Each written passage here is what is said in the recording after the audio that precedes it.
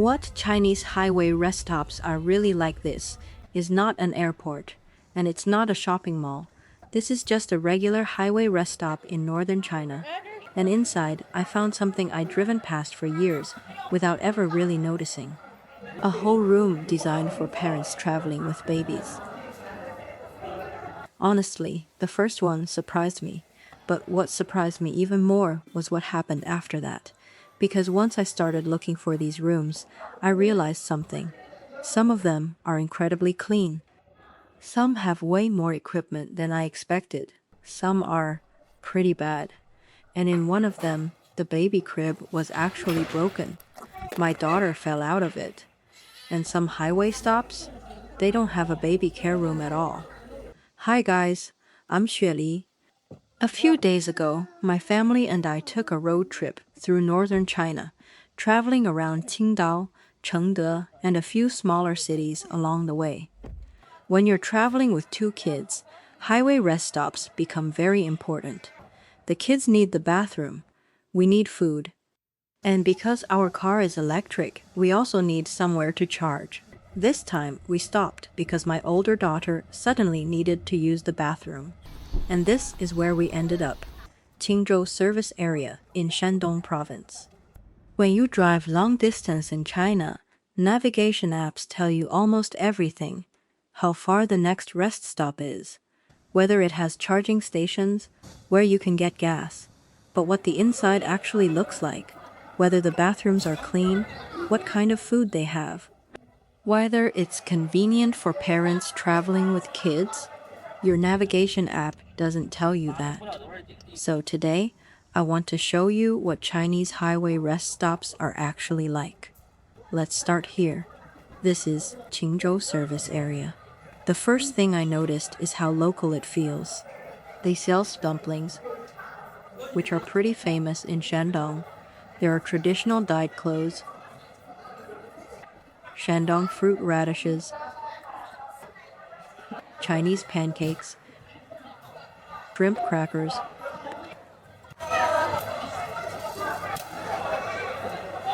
basically a lot of things you'd only really expect to find in this part of China. And this place is busy.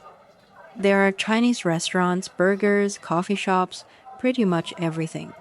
But food at highway rest stops is usually more expensive than outside. A basic meal here can cost around $6, so you'll see a lot of Chinese travelers doing this, bringing instant noodles from home. Because almost every highway rest stop has one of these. Free boiling water. You just fill up your cup, wait a few minutes, and there you go. A $1 meal. Honestly, instant noodles might be the most classic highway food in China. But the thing that really caught my attention wasn't the food. It was this. I almost walked right past it. A baby care room.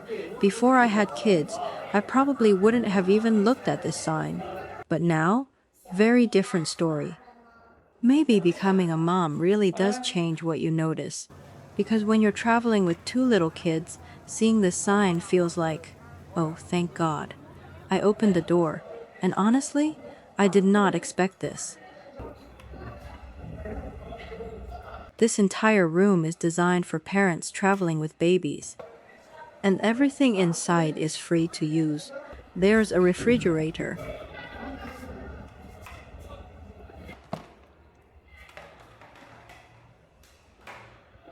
a baby high chair, a microwave, a water dispenser, a bottle warmer, a baby care kit, a changing table, a sink, chairs, storage shelves, pretty much everything. I've been driving on Chinese highways for years. And honestly, I had never paid attention to these rooms before. Maybe they were always here, I just never needed them. But once you actually travel with a baby, you suddenly realize how important these tiny things are. Right next to the baby care room, there's also a family bathroom, which is incredibly useful if you're traveling alone with a child. And look at this, it's clean. There's even air conditioning. Honestly, I really did not expect this level of setup at a highway rest stop near a relatively small city. Especially things like the bottle warmer and the baby care supplies. None of this is high tech. None of it is luxurious.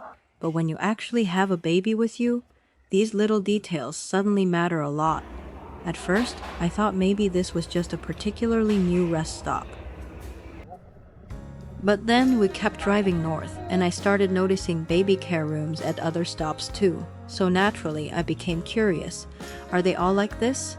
From that point on, every time we stopped, I started looking for the baby room. And that's when things got interesting. Our car is electric, so on a long road trip, we have to stop and charge. At the next service area, we plugged the car in outside. Everyone else went to walk around. And me? I went hunting for the baby care room. It actually took me a while to find it.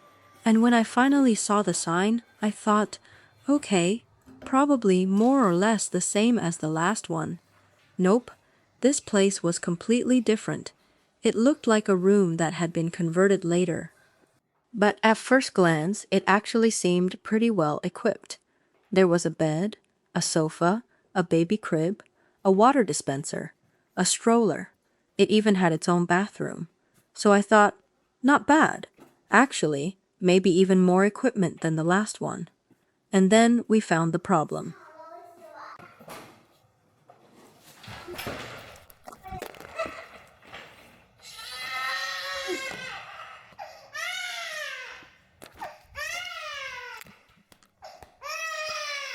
That baby crib? It was broken. I didn't know. I put my child inside for a moment and turned around to use the bathroom, and she fell out. That sound scared me so much. Thankfully, she was okay.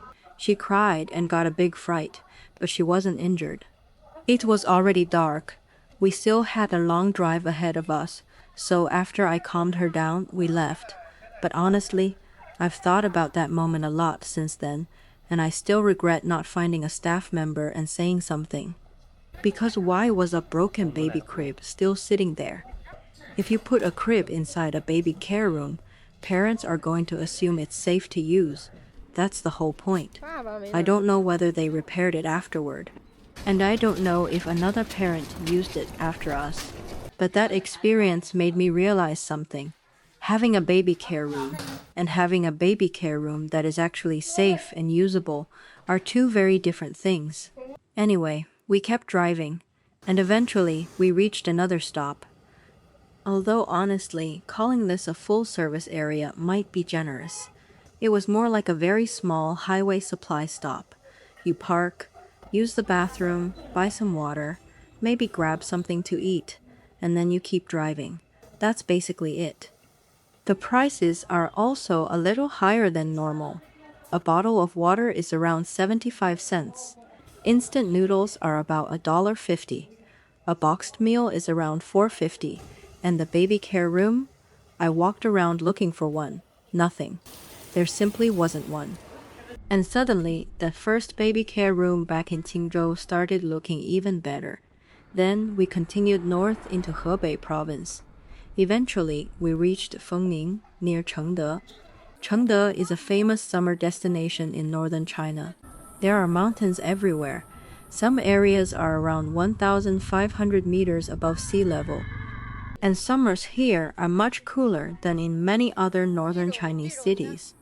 The area is also famous for Chengde Mountain Resort. 中间穿龙塘骑大马是西北的是康熙皇帝，他每年最多在3万人，最少在500人前往，进行一场大型的军事演练活动，主要目的是为了锻炼八旗的战斗能力的。Where Chinese emperors used to escape the summer heat. There were also royal hunting grounds in this region.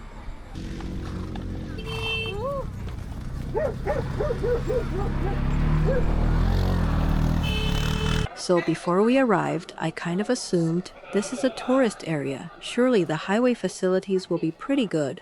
Well, you really shouldn't assume. There was a baby care room, technically, but it was tiny, and the second I walked in, oh my god, the smell. It really smelled bad. The room wasn't very clean either. Honestly, it looked like nobody had properly cleaned it in a long time. I walked around for a few seconds and left. And standing there, I suddenly started thinking about all the baby rooms we had seen on this trip. The first one in Qingzhou, new, clean, air-conditioned, a bottle warmer, a changing station, baby care supplies, everything. The second one, plenty of equipment, even a crib. Except the crib was broken, and my child fell out of it. Then there was the tiny highway stop. No baby care room at all. And now this one. It exists, but it's small, dirty, and smells like it hasn't been cleaned in forever. Same country, same highway system, same sign on the door, baby care room. But the actual experience? Completely different. Honestly, before I had kids, I never thought about any of this. When I drove on the highway, I only cared about a few things. Where's the bathroom? Where can I get food? Where can I charge the car? That was enough. But after becoming a parent, I started realizing something. A public space can be perfectly fine for an adult and still be incredibly inconvenient for someone traveling with a baby. And sometimes, what makes the biggest difference isn't some expensive piece of technology, it's just a clean changing table. A private place where you can feed your baby. A bottle warmer that actually works. A chair where you can sit down for 10 minutes. Or, a baby crib that isn't broken. Most people probably walk past these rooms without even noticing them. I definitely used to. But when you suddenly become the person who needs one, these tiny details become very important. So I started this trip thinking we were just going to Qingdao and Chengde for a family vacation. I didn't expect one of the things I'd remember most would be these little rooms hidden inside highway rest stops. Some made me think, wow, someone really thought this through. And others made me think, if you're going to build it, why not maintain it properly? And maybe that's a more realistic look at Chinese highway rest stops. They're not all futuristic, and they're definitely not all terrible. Some are new, some are old, some are incredibly thoughtful, and some are unbelievably frustrating.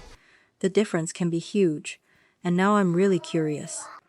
What are highway rest stops like where you live? Do they have baby care rooms like these?